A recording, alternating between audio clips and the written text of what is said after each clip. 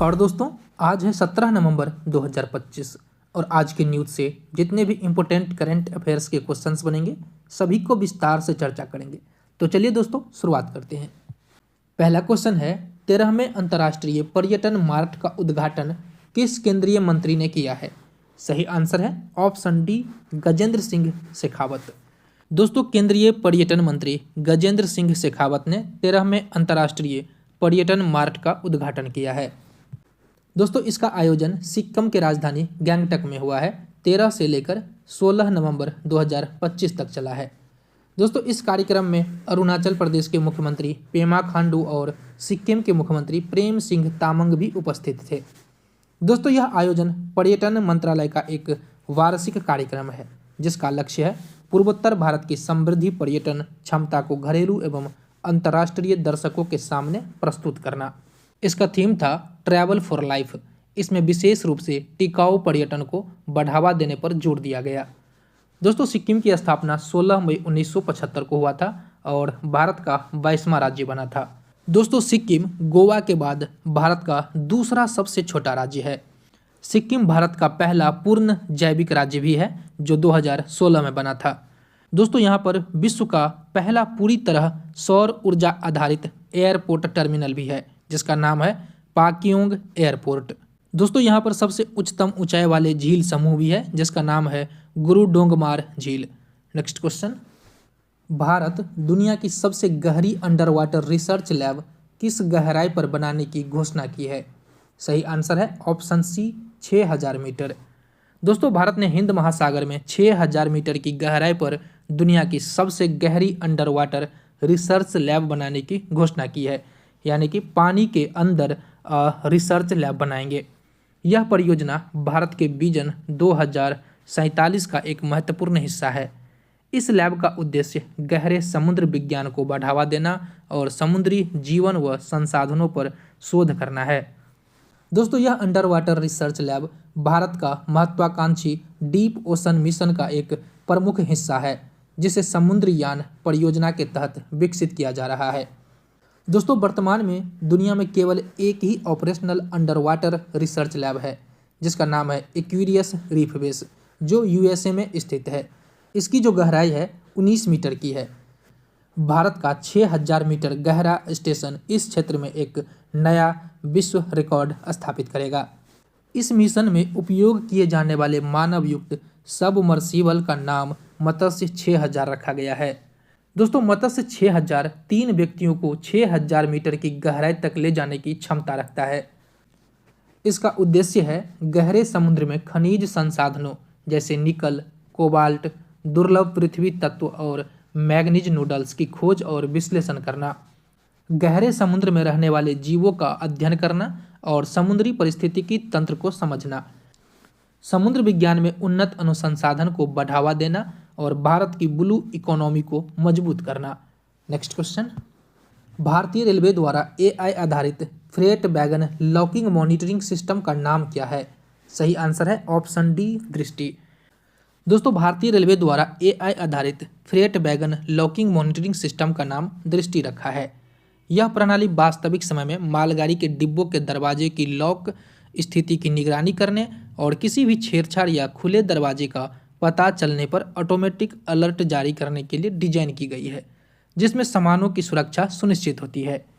दोस्तों, दृष्टि का पूरा नाम है dynamic rail intelligent surveillance for handling and tracking integrity. इसे पूर्वोत्तर सीमांत रेलवे और आईआईटी गुवाहाटी प्रौद्योगिकी नवाचार और विकास फाउंडेशन द्वारा संयुक्त रूप से विकसित किया गया है। दोस्तों, यह प्रणाली मुख्य रूप से एआई, कंप्यूटर डिजाइन और मशीन लर्निंग एल्गोरिथम का उपयोग करती है। इसका प्राथमिक उद्देश्य है चलती मालगाड़ी के डिब्बों के दरवाजे की लॉक स्थिति की वास्तविक समय में निगरानी करना ताकि सामानों की चोरी या नुकसान न हो। रेल पटरियों के किनारे लगे उच्च रिजोल्यूशन वाले कैमरे गुजरती ट्रेनों के दरवाजे की तस्वीर लेते हैं और एआई सॉफ्टवेयर तुरंत किसी भी असामान्यता जैसे खुले ताले, टूटे हुए सील का पता लगाकर नियंत्रण केंद्र को अलर्ट भेज देते हैं। यह प्रणाली एक पूरी मालगाड़ी का निरीक्षण लगभग 30 से 35 सेकंड के भीतर पूरा कर लेता है। जिससे समय और जनशक्ति की बचत होती है। यह प्रणाली मैनुअल निरीक्षण की आवश्यकता को समाप्त करती है और परिवहन के दौरान सामानों की सुरक्षा को काफ़ी बढ़ाती है। बिहार विधानसभा चुनाव 2025 में सत्तारूढ़ राष्ट्रीय जनतांत्रिक गठबंधन एनडीए ने कुल कितनी सीटें जीती है? सही आंसर है ऑप्शन सी 202। दोस्तों, बिहार विधानसभा चुनाव 2025 का रिजल्ट 14 नवंबर 2025 को आया है, जिसमें एनडीए ने कुल 202 सीटें जीतकर पूर्ण बहुमत हासिल किया है। दोस्तों, एनडीए ने 243 विधानसभा सीट में 202 सीटें जीतकर 2/3 बहुमत हासिल किया है। यह 2010 के विधानसभा चुनाव के बाद दूसरी बार हुआ है जब एनडीए ने 200 सीटों का आंकड़ा पार किया है। दोस्तों, बीजेपी 89 सीट जीतकर बिहार में पहली बार सबसे बड़ी एकल पार्टी बनी है। बात करें सीटों की तो भारतीय जनता पार्टी बीजेपी ने 89 सीट जीते हैं, जनता दल यूनाइटेड यानी जेडीयू 85 सीटें जीते हैं और लोक जनशक्ति पार्टी यानी रामविलास की जो पार्टी है उन्होंने जीता है टोटल 19 सीटें। दोस्तों, विपक्ष का प्रदर्शन काफ़ी निराशाजनक रहा। आरजेडी के नेतृत्व वाले महागठबंधन सिर्फ 35 सीटों पर सिमट गई। राष्ट्रीय जनता दल आरजेडी 25 सीटें और भारतीय राष्ट्रीय कांग्रेस 5 सीटों पर रह गए। दोस्तों, इस बार के चुनाव में लोगों ने बढ़ चढ़कर भाग लिया था। 1951 के बाद पहली बार ऐसा हुआ है कि 67.13% लोगों ने मतदान किया। नीतीश कुमार एक नया कीर्तिमान हासिल करते हुए 10वीं बार मुख्यमंत्री पद की शपथ लेने के लिए तैयार है। नेक्स्ट क्वेश्चन, 30वां CII पार्टनरशिप समिट 2025 का आयोजन कहाँ किया गया? सही आंसर है ऑप्शन बी विशाखापट्टनम। दोस्तों, यह 2 दिवसीय सम्मेलन 14 से 15 नवंबर 2025 तक आंध्र प्रदेश के विशाखापट्टनम में आयोजित किया गया। इसका उद्घाटन भारत के उपराष्ट्रपति CP राधाकृष्णन ने किया। दोस्तों, CII का मतलब होता है भारतीय उद्योग परिसंघ। आंध्र प्रदेश ने इस प्रतिष्ठित शिखर सम्मेलन की 4थी बार मेजबानी की है। इस आयोजन में 35 देशों के लगभग 2500 से अधिक प्रतिनिधियों ने भाग लिया। इस वर्ष के सम्मेलन का विषय था प्रौद्योगिकी, विश्वास और व्यापार, नए भू आर्थिक व्यवस्था को नेविगेट करना। यहाँ पर कई प्रकार की घोषणाएं की गई है। आंध्र प्रदेश में एक ड्रोन सिटी स्थापित की जाएगी। ट्विन स्पेस सिटी विकसित करने की घोषणा की गई। केंद्रीय मंत्री पीयूष गोयल ने राज्य में एक अस्थायी विश्व स्तरीय सम्मेलन केंद्र के निर्माण का सुझाव दिया है और जिसका नाम आंध्र मंडपम रखने का प्रस्ताव रखा है। नेक्स्ट क्वेश्चन, न्यूरो टेक्नोलॉजी के लिए दुनिया का पहला वैश्विक नैतिक ढांचा किस अंतर्राष्ट्रीय संगठन ने अपनाया है? सही आंसर है ऑप्शन सी यूनेस्को। दोस्तों, यूनेस्को ने न्यूरो टेक्नोलॉजी की नैतिकता पर दुनिया का पहला वैश्विक ढांचा अपनाया है। इस ढांचे का उद्देश्य तेजी से विकसित हो रही इस तकनीक में गोपनीयता, मानवाधिकार और डेटा सुरक्षा को सुनिश्चित करना है। इस ढांचे का मुख्य उद्देश्य है न्यूरो टेक्नोलॉजी के विकास और उपयोग को इस प्रकार मार्गदर्शन देना कि मानव गरिमा, मानवाधिकारों और मौलिक स्वतंत्रता की पूर्ण रक्षा सुनिश्चित हो सके। इसका लक्ष्य है न्यूरो टेक्नोलॉजी से मिलने वाला लाभों जैसे एल्जाइमर, पार्किंसन जैसी बीमारियों के उपचार में प्रगति को बढ़ावा दिया जा सके। साथ ही इसके संभावित जोखिमों को कम करने पर भी जोर दिया गया है। दोस्तों, यह न्यूरो टेक्नोलॉजी के लिए दुनिया का पहला वैश्विक मानक निर्धारण साधन या नैतिक ढांचा है। राष्ट्रीय प्रेस दिवस हर वर्ष किस दिन मनाया जाता है? सही आंसर है ऑप्शन सी 16 नवंबर। 16 नवंबर को प्रत्येक वर्ष राष्ट्रीय प्रेस दिवस मनाया जाता है। दोस्तों, यह दिन भारत में एक स्वतंत्र और जिम्मेदार प्रेस का प्रतीक है। इसका मुख्य उद्देश्य देश में प्रेस की स्वतंत्रता और जिम्मेदारियों को बनाए रखना है। 1966 में भारतीय प्रेस परिषद की स्थापना हुई थी। यह एक वैधानिक अर्ध न्यायिक स्वायत्त संगठन है जो प्रेस के मानकों को बनाए रखने और प्रेस की स्वतंत्रता को सुरक्षित रखने के लिए जिम्मेदार है। 16 नवंबर को परिषद ने अपने काम करना शुरू किया, इसलिए इस दिन को राष्ट्रीय प्रेस दिवस के रूप में चुना गया। दोस्तों, विश्व प्रेस स्वतंत्रता दिवस 3 मई को विश्व स्तर पर मनाया जाता है, जबकि राष्ट्रीय प्रेस दिवस केवल भारत में मनाया जाता है। कब? 16 नवंबर को। लोकतंत्र में विधायिका, कार्यपालिका और न्यायपालिका के बाद प्रेस को चौथा स्तंभ माना जाता है। प्रेस जनता और सरकार के बीच एक पुल का काम करता है जिससे शासन में पारदर्शिता और जवाबदेही बनी रहे। दोस्तों आपको बताना है कि प्रेस फ्रीडम इंडेक्स में भारत की रैंक क्या है। नेक्स्ट क्वेश्चन, 2025-26 के लिए ओडिशा के किन दो समुद्र तटों को ब्लू फ्लैगन प्रमाणन मिला है? सही आंसर है ऑप्शन सी, पुरी बीच और सोनापुर बीच। दोस्तों 2025-26 के लिए ओडिशा के पुरी बीच, जिसे गोल्डन बीच कहते हैं, और सोनापुर बीच को ब्लू फ्लैगन प्रमाणन मिला है। ब्लू फ्लैग प्रमाणन एक अंतर्राष्ट्रीय इको लेबल है जो उच्च पर्यावरणीय और सुरक्षा मानकों का प्रतीक है। दोस्तों पुरी बीच, जिसे गोल्डन बीच भी कहा जाता है, इसे लगातार 7वीं बार ब्लू फ्लैग मिला है। सोनापुर बीच यह गंजम जिले में स्थित है और इसे लगातार 3री बार यह सम्मान मिला है। फाउंडेशन फॉर एनवायरनमेंट एजुकेशन, जो कि डेनमार्क में स्थित है, यह संस्था है जो ब्लू फ्लैगन प्रदान करते हैं। दोस्तों यह प्रमाणन 33 कड़े मानकों पर आधारित है: पर्यावरण, सुरक्षा, पानी की गुणवत्ता और शिक्षा। 2025-26 तक भारत में कुल 13 समुद्र तटों को यह मान्यता मिल चुकी है। भारत में इन समुद्र तटों के प्रबंधन का राष्ट्रीय कार्यक्रम बीम्स है, beach environment and aesthetics management service. Henley passport index 2025 में भारत की रैंक क्या है? सही आंसर है ऑप्शन सी, 85।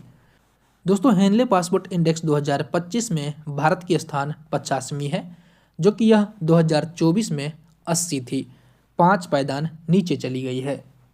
दोस्तों भारतीय पासपोर्ट धारक अब 57 देशों में बिना वीजा के घूम सकते हैं, जो पहले 59 देशों में घूम सकते थे। अब कितना हो गया है? 57। दोस्तों यह index international air transport authority के डेटा का उपयोग करके लंदन स्थित हेनले पार्टनर्स द्वारा संकलित किया जाता है। यह मापता है कि किसी देश का पासपोर्ट अपने नागरिकों को कितनी यात्रा स्वतंत्रता प्रदान करती है। दोस्तों शीर्ष स्थान पर सिंगापुर बना हुआ है। सिंगापुर 2025 में दुनिया के सबसे शक्तिशाली पासपोर्ट के रूप में अपना शीर्ष स्थान पुनः प्राप्त कर लिया है। वो 193 देशों में बिना वीजा के घूम सकते हैं। वही दक्षिण कोरिया भी 190 देशों में बिना वीजा के घूम सकते हैं। जापान भी 189 देशों में बिना वीजा के घूम सकते हैं। दोस्तों अफगानिस्तान का पासपोर्ट दुनिया में सबसे कमज़ोर बना हुआ है, जिसमें केवल 24 गंतव्यों तक, मतलब केवल 24 देशों में बिना पासपोर्ट के वो घूम सकते हैं। उसके बाद सीरिया और इराक का स्थान आता है। दोस्तों बात करें पाकिस्तान का स्थान क्यों है, तो 96 स्थान है पाकिस्तान का। नेक्स्ट क्वेश्चन, दोस्तों भारतीय पासपोर्ट धारकों को कई देशों में वीजा मुक्त या वीजा ऑन अराइवल या ई वीजा की सुविधा मिलती है। एशिया और पड़ोसी देश में Thailand, Malaysia, Indonesia, Bhutan, Nepal, Sri Lanka, Macau और ईरान। अफ्रीका में Kenya, Mauritius, Madagascar, Mozambique, Namibia, Rwanda, Senegal, Seychelles. Caribbean और ओशिनिया में Barbados, British Virgin Islands, Fiji, Jamaica, Cook Islands. ये देश ऐसे हैं जहां पर भारतीय यात्री बिना वीजा के जा सकते हैं। हाल ही में जारी घोषणा के अनुसार पेटेंट फाइलिंग में भारत की वैश्विक रैंक क्या है? सही आंसर है ऑप्शन सी, 6th। दोस्तों हाल ही में हुई घोषणा के अनुसार भारत पेटेंट फाइलिंग के मामले में दुनिया का 6ठा सबसे बड़ा देश बन गया है। यह जानकारी केंद्रीय विज्ञान और प्रौद्योगिकी राज्य मंत्री जितेंद्र सिंह ने दी है। विश्व बौद्धिक संपदा संगठन के अनुसार भारत ने वर्ष 2023 में कुल 64,480 पेटेंट आवेदन दाखिल किए। इन कुल आवेदनों में 55% से अधिक आवेदन भारतीय नवप्रवर्तकों द्वारा दाखिल किया गया था। यह आंकड़ा देश के घरेलू नवाचार तंत्र और अनुसंधान क्षमताओं में लगातार बढ़ोतरी को दर्शाता है। वर्ष 2023 में भारत ने 15.7% की उल्लेखनीय वृद्धि पेटेंट आवेदनों में दर्ज की। यह लगातार 5वें वर्ष है जब भारत ने पेटेंट फाइलिंग में दोहरे अंक की वृद्धि हासिल की है। भारत की नवाचार क्षमता को दर्शाने वाले ग्लोबल इनोवेशन इंडेक्स में भी महत्वपूर्ण सुधार हुआ है। भारत 81वें स्थान से बढ़कर 38वें स्थान पर पहुंच चुका है। दोस्तों बात करें पेटेंट क्या होता है। यह एक विशेष कानूनी अधिकार है जो किसी व्यक्ति या कंपनी को सरकार द्वारा एक निश्चित अवधि के लिए उनके नए आविष्कार के लिए दिया जाता है। यह अधिकार दूसरों को आविष्कार की अनुमति के बिना उस आविष्कार को बनाने, उपयोग करने, बेचने या आयात करने से रोकता है। यह आमतौर पर 20 वर्षों के लिए होता है। तो दोस्तों ये है आज का क्वेश्चन, भारत नवीकरणीय ऊर्जा उत्पादन के लिए विश्व का कौन सा सबसे बड़ा देश बन गया है। इस क्वेश्चन का आंसर आपको कमेंट बॉक्स में देना है। यह था कल का क्वेश्चन। अंतर्राष्ट्रीय साहित्य बुकर पुरस्कार 2025 किस लेखक ने जीता है। सही आंसर है डेविड सजले। डेविड सजले को इनके पुस्तक फ्लैश के लिए बुकर पुरस्कार दिया गया था। बहुत से लोगों ने इसका आंसर सही दिया था। तो दोस्तों यह सेशन हमारा यहीं पर समाप्त होता है। लाइक कीजिए, कमेंट कीजिए और सब्सक्राइब कीजिए। मिलते हैं नेक्स्ट सेशन में, तब तक के लिए जय हिंद।